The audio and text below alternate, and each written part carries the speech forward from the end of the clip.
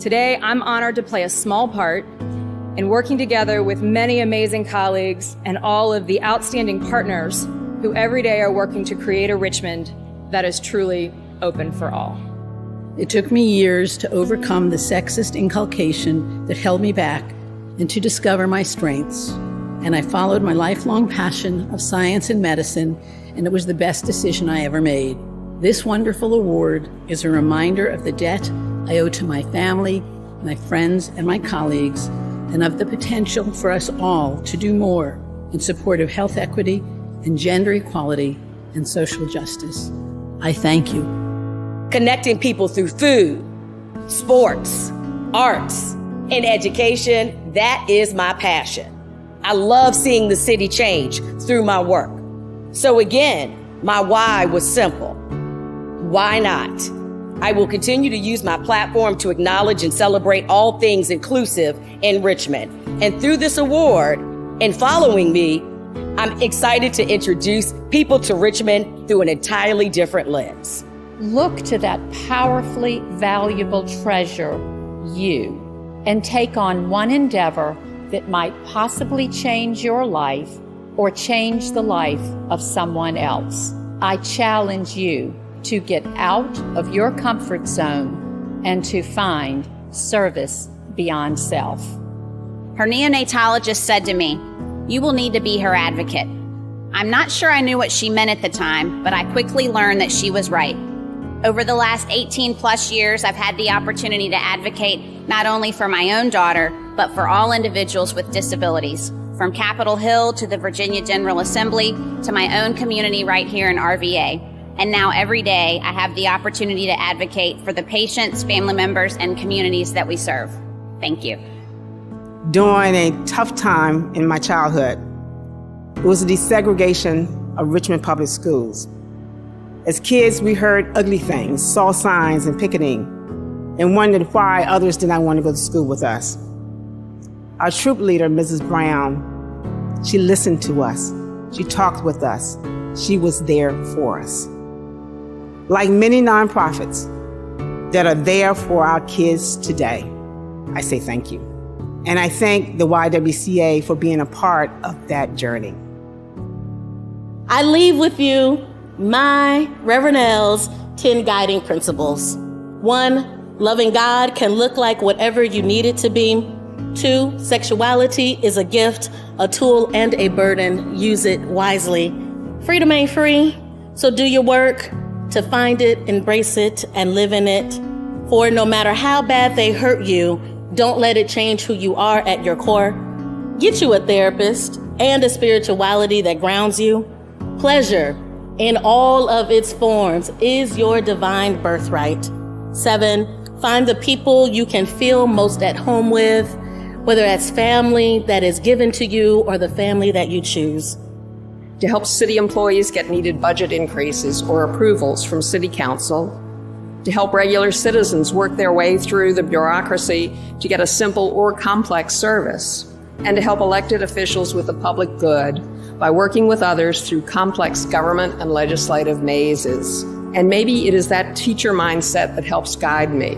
Play well with others, try to help others when you can, smile, treat everyone with respect.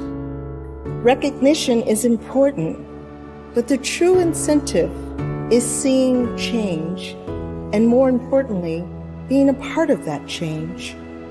For me, it is using my vision and my purpose in the service of the arts. We stand on the shoulders of so many who go unrecognized or under-recognized, and I want to dedicate this award to them. And I want to dedicate it to the artists who provide to us the unvarnished truths and also the beauty that sustains us. I believe deeply that we each have a responsibility to make a positive impact in the lives of others. My parents taught me from an early age the importance of social responsibility, and I have always felt a drive to help others and to serve children.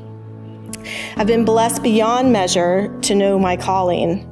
This has given me courage to lead when leadership has been required and to be willing to follow great leaders when that is what's needed. What is my why? I was a little black girl growing up in predominantly white schools where none of the people in the curriculum outside of Maggie Walker and Rosa Parks represented me.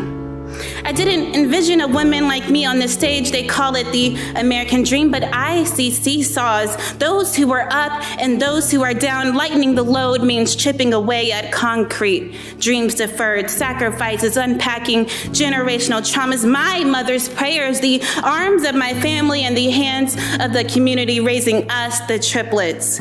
In Richmond, Virginia, where in the 1850s, the biggest business by dollar volume was slaves.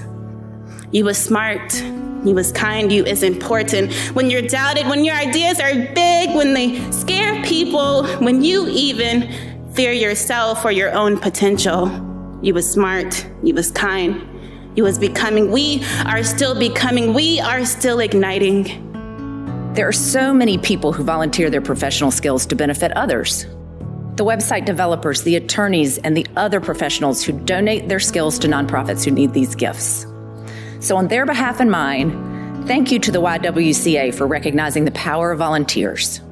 I walked into the unit for my night shift, and my passion collided with my purpose. The harnessing of my connection of purpose and passion is what drives me each and every day to put children and families first. To work to ensure the healthcare experiences for children and families we have the privilege to serve are the experiences we would each want for our own children and families. Nelson Mandela said that children are our greatest treasure. They are our future. The statistics are stark. Only 20% of public boards have women members. Only 2.8% of women have raised private equity and venture capital, and only 33 women are CEOs of Fortune 500 companies. And of course, these numbers are much lower for women of color.